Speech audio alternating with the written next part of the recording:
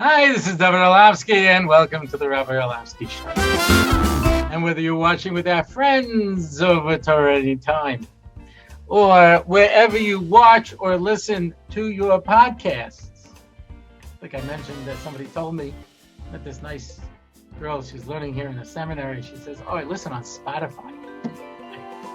I've never even heard of Spotify.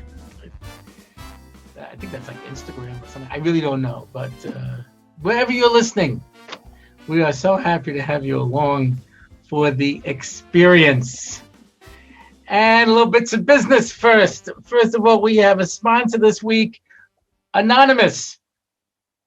And he is sponsoring the podcast as a schus for Rabbi Dovid Orlofsky. Wow. Well, as it happens, I know that person personally. And by the way, for those of you who asked about my health, so apparently I had the Trump strain of the virus, and I recovered relatively quickly. And now I think I'm feeling better than I did before. In fact, just yesterday I did 3 rallies, one in Ramat Gan, one in Yerushalayim, and one in Tel Aviv. I'm just kidding, but it's. Oh, by the way, I got an email from Tali Gewurtz. I was going to say young lady, but I really don't know. She could be an old lady. I have no idea. But I'm guessing she's a lady, but I'm not even sure about that.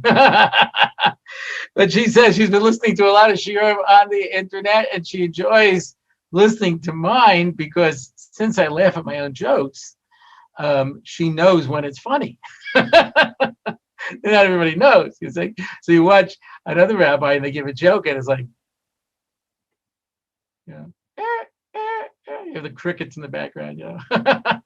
Now I laugh at my own jokes, to tell you the truth, just because I find them funny too. That's why. Now many times I forget that I ever heard this joke. I have certain full disclosure. I do have certain talks I've given many times. And I laugh at them each time because I think they're just so funny. I wrote a book. I really need to publish it. But being something of a perfectionist, I wanted to come out just the way I want. And but every now and then I reread it and I just start laughing out loud. So So like I say, there is a very dry delivery that I've never been very good at. Rabbi Wine, master of that. He can tell a story about growing up in Chicago. I'm going back a lot of years. I used to teach history, and now I am history. And this is the story before most of the people here were even born. And let me tell you, and I just never could do that. Every speaker, I try to tell this to people that they say, what is the correct speaking style? And the answer is, depends on the person. I couldn't do what Rabbi Wine does. I just couldn't. On the other hand, I talk pretty fast, but I can't do what Pesach Krohn does. And he comes out with so much enthusiasm that it's so exciting that by the time he's done, you have no idea. Unbelievable what I feel.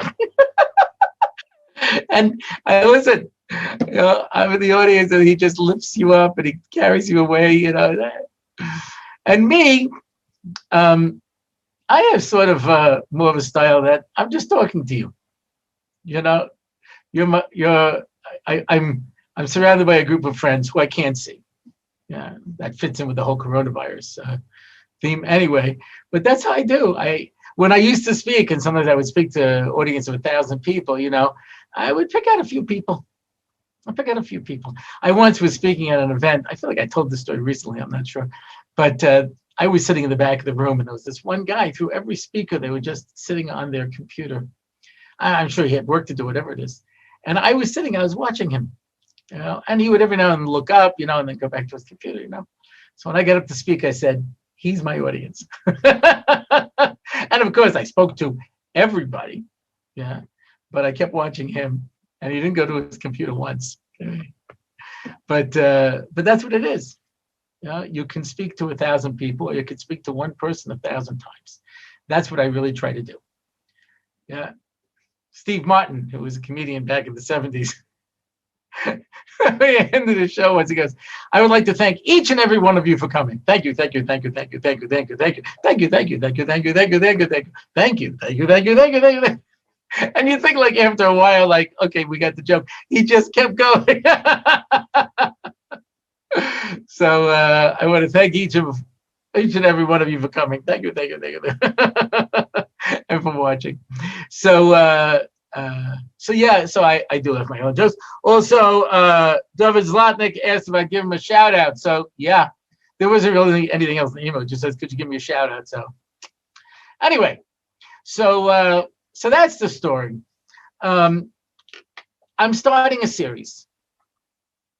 Full disclosure. This is called Part 1. Catchy, eh? I wrote it myself. Anyway, and I will give an introduction to this series. There was a time I used to teach in the Yerushalayim, which was, now it's morphed into something different. But when I was there, it was the single most impressive institution for women's education in the world. Meaning a person could come in off the street, with piercings and, and nothing, no Judaism whatsoever. And there was a program. And he had a number of very high-level Beis Yaakovs on the campus. And everything in between. It was everything in between. It was a full-service place, educational institution for Jewish women of every background. There was certain schools that were catering to more modern. There were ones that were catering to, more troubled from people. It was just absolutely amazing, and they had some of the most incredible personalities in the Jewish world teaching there, etc. And I gave a class once a week for an hour, a lunch class. And I asked, what do you want me to teach? And they said, whatever you want. Now that's never a good idea. But they said, listen, it's your hour, teach whatever you want. And so I didn't really have a curriculum. As the years went by, I would develop a curriculum. There were certain topics that I kept coming back to, etc. But one thing that I did at some point is, and the way we phrased it when I taught in the Yerushalayim, was my Love, Dating, and Marriage series. And I was talking about how one approaches marriage. And it was essentially for the girls in the Yerushalayim. But there was a prominent Beis Yaakov school that was on the campus. And the girls were sneaking into the back. Now, they're pretty easy to spot because they have like uniforms, It's like the average Neve girl is not wearing like a button-down shirt and a sweater and a pleated skirt. So when you have a whole bunch of them, you start to get a feeling. I have a feeling, it was like idea, yeah. So after a couple of classes, I said, I don't think you girls are allowed to be here. Because in general, with a few exceptions, I'm not usually invited to speak in Beis Yaakov's seminaries. And so I am viewed as, a little outside of the pale. Never know what I might say. I have a reputation for being a little controversial. I told this story, I'm sure, but it's one of my favorite stories. I was invited once to speak at the Aguda convention. I remember they called me up and they said, we'd like to invite you to speak at the Aguda convention. This was once. And I said, aren't you worried to invite me? Because I might be controversial. And they said, we thought about that. So we're going to have you speak at the Women's Shal Shidduch, because none of the Rosh Yeshiva go to that. And we'll have you speak at the closing on Sunday because they all leave Motzi Shabbos. I said, I was kidding. I didn't realize there was a meeting in the Aguda of how can we invite Orlofsky and minimize the damage. So I'm not usually invited to do this, and they were crashing the course. So I said, listen, I don't want to get into trouble. I don't want you to get into trouble. So they said, I know. Listen to this, because this to me is something that is so dramatic. They said, we know, but you're talking to all of these Neve girls, and who knows where they are holding in life or where they're going to be holding. So at the end of the year, we're going back home and we're starting Shidduchim, and we have no idea what we're doing. I said, well, they must be discussing it no. There are no classes on it. There's no speakers about it. There's no preparation for it. You just come back and you start Shidduchim. And I thought, wow. So I said, okay, I won't tell anyone if you don't get caught. It's up to you. But here I'm speaking about things that are so fundamental. Now, I may have told this story in the past as well, but I'm going to give you just the introduction to the story, because we're going to go back and examine the story for a number of different levels. But I had a fellow who was coming to one of Rav Moshe Shapiro's shiurim. I got a little friendly with him. So he says to me, I'm learning in this small yeshiva in Yerushalayim called the Mir. You may have heard of it. Yeah. They keep buying more buildings. Eventually, you won't even have to go to the Mir. You'll be in the Mir. It'll just slowly expand and take over everything. But he says, and I'm in Shidduchim. I have friends who are in Shidduchim, and we have no idea what we're doing. So could you give us a VAD on dating? I said, whoa, there are 600 people on salary in the Mir. Nobody talks about this? And he said, no. There are people who will teach you shalom bayis once you're married. There are people who will help you with marriage counseling once you're married. There are people who, once you're engaged, will give you chosin classes about halachas. But no one tells you before you start the dating process what your mindset is and what you're supposed to be looking for and doing. I said, nobody? He says, nobody. I said, good, add me to the list. I'm really very busy. This was at a time when I had like 2 full-time jobs and 3 part-time jobs. That's what you need to make a bare living here in Israel, unless you're in high tech, I guess. But anyway, I'm not. I'm in very low tech. Anyway, I bought a Parker pen. It came with an instruction manual. That's what we call low tech. Anyway, so he says to me an interesting thing. He says, if my marriage was falling apart, would you agree to meet with my wife and try to help? Now, I've had people over the years ask me to come and help with marriage counseling. I always discourage them. I stress, I have no degrees. I have nothing, I don't know what I'm doing. Yeah, I have a little bit of common sense, but I really don't understand. There's a whole thing, the psychology and therapy and techniques and stuff. Yeah. And, but sometimes people say to me, and they say, can you suggest a therapist? I suggest certain people that I've heard of, etc. I couldn't tell them firsthand. But sometimes they say to me, we have been to 3 therapists, 2 rabbis, and a Kabbalist. We are on our way now to Basin to write the get. You can't mess this up. I say, okay, I'll give it a chance. Yeah. And I do the best that I can, my own bumbling way. Yeah. So he says, listen, if I told you that my marriage was falling apart, would you make time to see me and my wife? I said, yeah. He says, so it's more time efficient for you to tell me what to do beforehand so I don't end up in that situation. Sounds good. Talmudic logic. You gain something from learning in yeshiva, don't you? So I agreed. He says, look, I'm not going to put up a petek in the mirror and say Rabbi Orlofsky is giving a class on Shidduchim, because you'll have a million people. But I'll invite people who I know are already in the parsha. And what I was impressed about that was there's nobody telling anyone what to do. I don't mean telling people what to do. No one's advising people. So you go out, we start dating. And the whole dating process is a wreck. Yeah. I heard this story. I don't know if it's true or not. I'm not Pesach Kron. I don't check out my stories.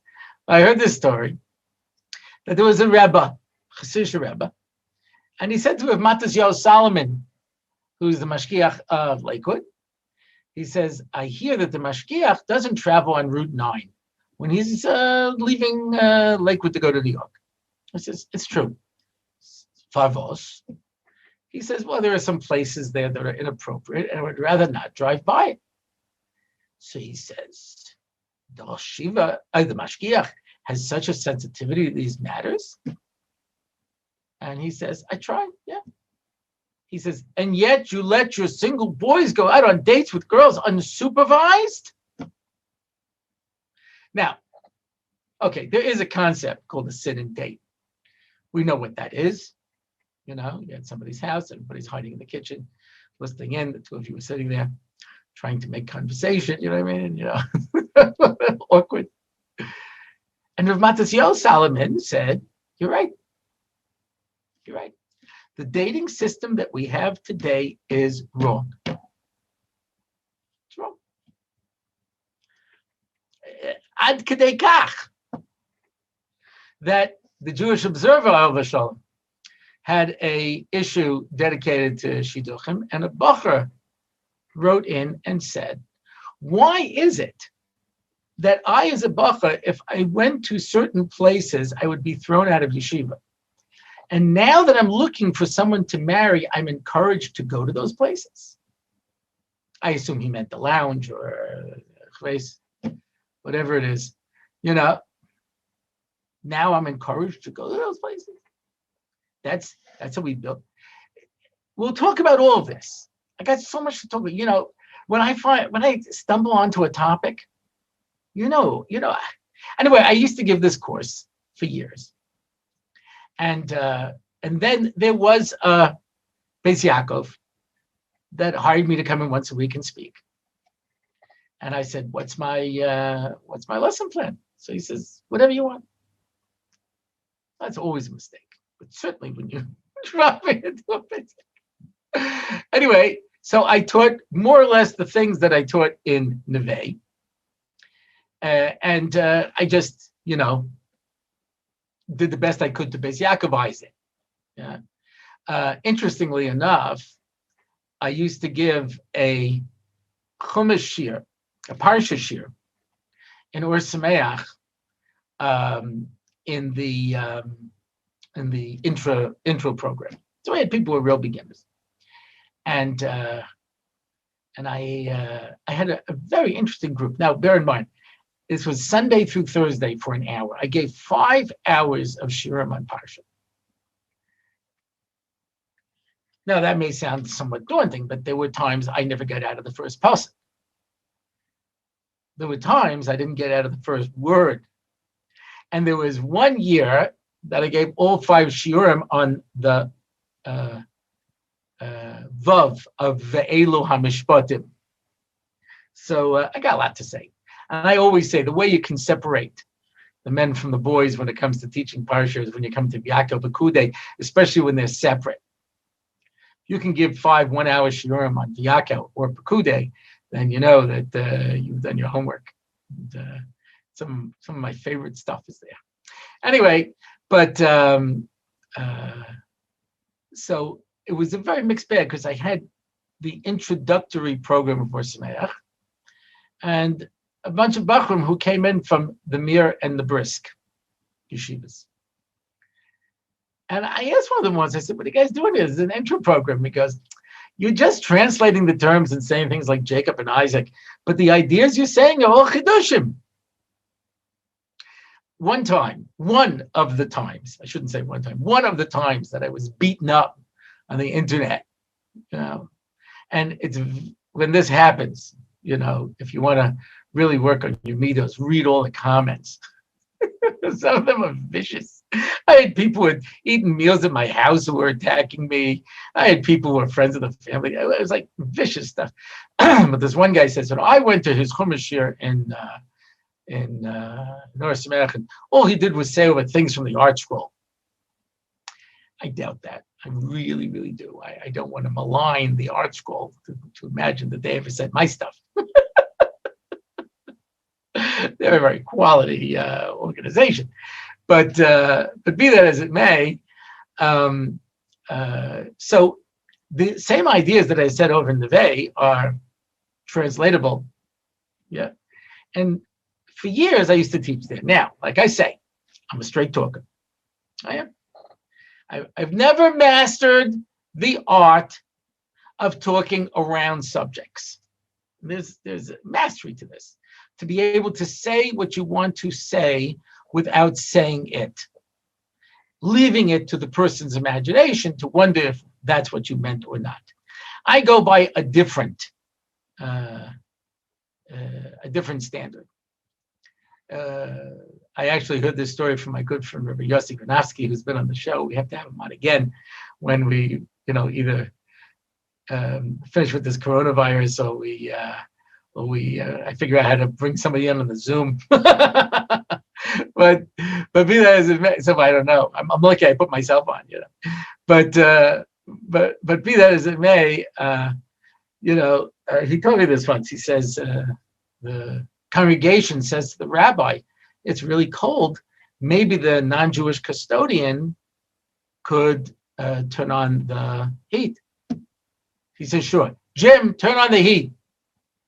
She says, "Rabbi, you're only allowed to do it al yedei remiza.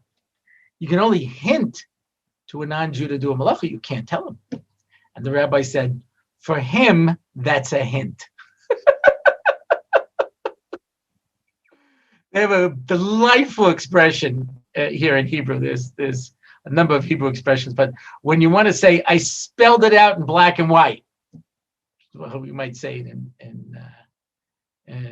English, you say, "I said Rachel bitcha ketana." So you know that Rashi explains that he says, "I want to marry Rachel bitcha ketana. I want to marry your daughter Rachel. And in case you decide to take a different Rachel, Rachel bitcha, your daughter Rachel. And in case you decide to rename Leah as Rachel, Rachel bitcha ketana." Yeah, that means spelling it out as clearly as you can. So what can I tell you? I've never been particularly good at speaking around.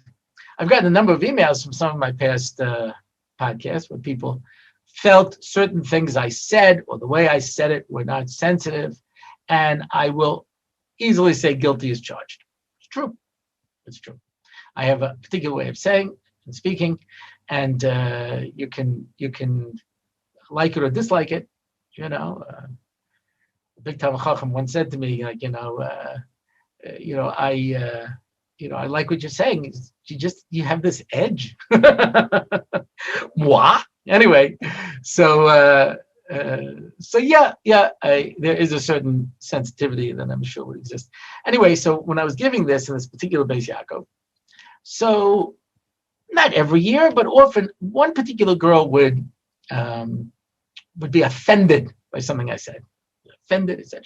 And she'd go to the head of the seminary, and the head of the seminary would say, "You don't have to go to the class. It's not a problem. Don't go to the class." And the other girls would go. Well, one year, for whatever reason, they brought in a mashkicha, a woman to supervise. And instead of the girl saying anything to me, which I think would have been decent, instead of going to the head of the seminary, she ran to the mashkicha.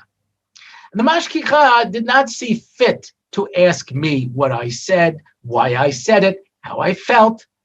She didn't see fit to tell this girl that maybe just don't take his class.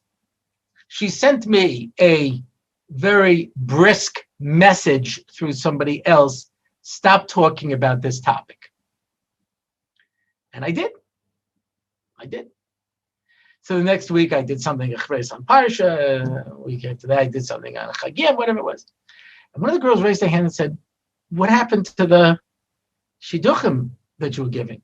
And I said, someone in this class decided to rat on me to the authorities, did not have the decency to speak to me, did not have the decency to just say, all right, I won't go to the class, decided to go and rat on me. And so I received a message to stop the course, so I will stop the course. And a few girls said, but I heard from my friends from past years that this was the most effective thing they heard in 12 years of high school and 2 years of seminary, that it changed their entire life and how they approach Shidduchim. I said, yeah, that's about right. I would sign off on that. Says, then we're all missing out. And I said, yes, you are. Because I'm in an unsafe environment and I need to protect myself. I'm sorry. I'm sorry that you're missing out. Anyway, that was the last year I taught in that particular seminary. And, so I haven't given this course in a very long time. And I have received a number of emails from single people saying, could you give us advice on how to date and what to look for, etc. Now, I can tell you the following. There's no question there are certain girls and certain guys who during this pandemic can only gain by wearing a mask.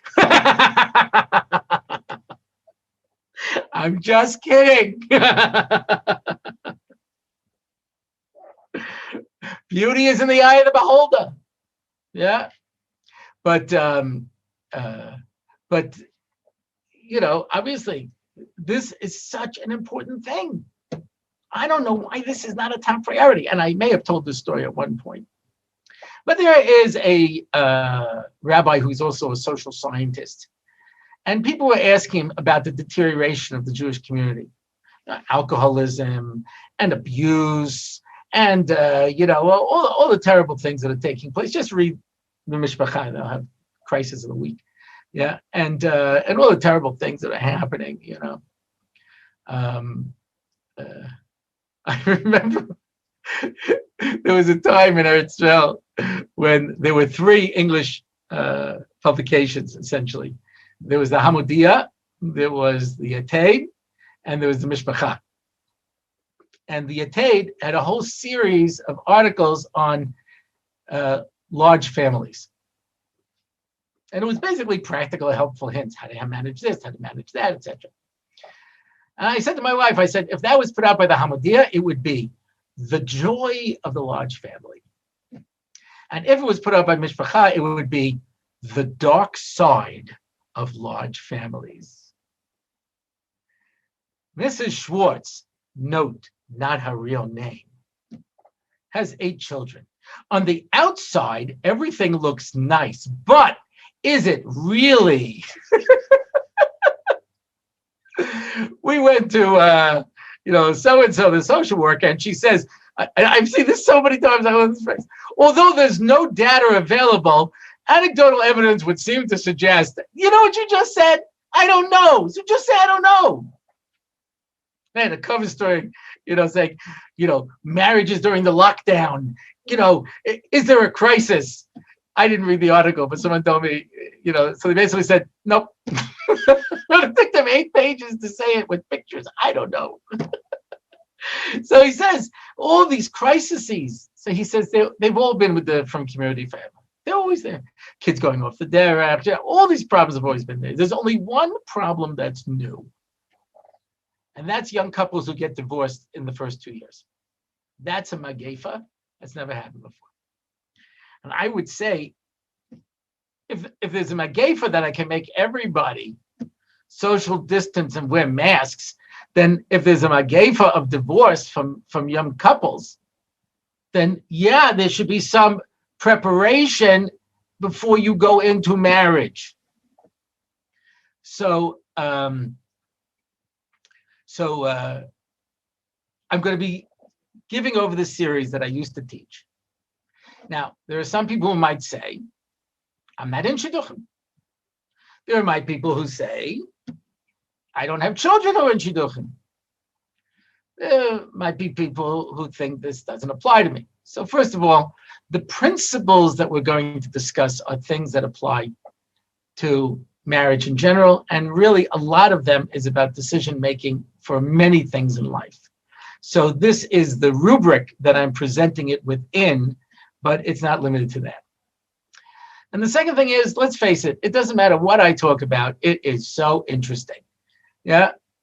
Somebody once said to me, I was giving him tips so he had to speak. He goes, what do you know? You're Rabbi Orlofsky. You could get up and read the phone book and it'll be interesting. And by the way, we may do that on a future podcast just to see if it's true. Aaron Aronowitz.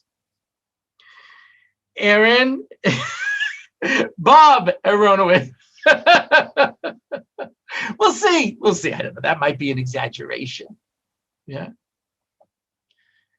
Alan King once said, he says he always goes through the obituary section. My father did too. And my father said, why is it in America that people always die in alphabetical order? He says, I'm going to change my name to Zweig. But anyway, so that, like I say, I think that what we have to say is interesting.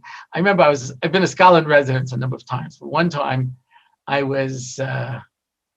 Sal Small, Shalom. He had a Pesach program in the Melech Shaul in Ashkelon. And there was only 100 people on the program. But every time I spoke, everybody came to every talk. I never had the percentage of participation ever before. Everybody came to everything, and I even had a full attendance at the Daf Yomi I gave. I mean, sheesh. But so I hope that what I present will be interesting and relevant enough to all of the different people who are going to be there. We're going to talk about this, and we're going to go point by point, what you have to know beforehand, what you have to do in order to engage in this, how we're going to handle this, and the decisions that you have to make. And that's what we're going to be talking about. I hope this is going to be worthwhile. I remember when I did the series on seminaries, there were a lot of people who were not going to seminary or didn't have a kid going to seminary, and they felt that they really gained a lot from that particular series. I hope this will be even more relevant to you. And that's it. That's part one. That's our introduction. And that's it for this week. If you want to find out more about the show, you can go to my website, RabbiOrlofsky.com. You can leave a message. I just started answering my emails. I'm so far behind. But you got to start. At some point, you got to start. With the whole, when we would be doing the whole coronavirus, I fell behind in my Tehillim.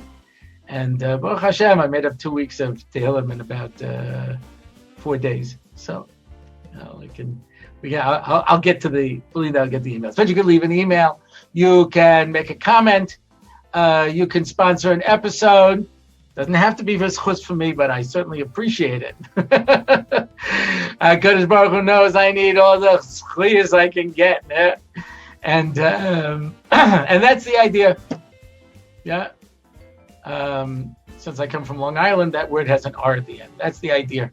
So that's it for this week. I'm Dovid Orlofsky, and this is the Rabbi Orlofsky Show.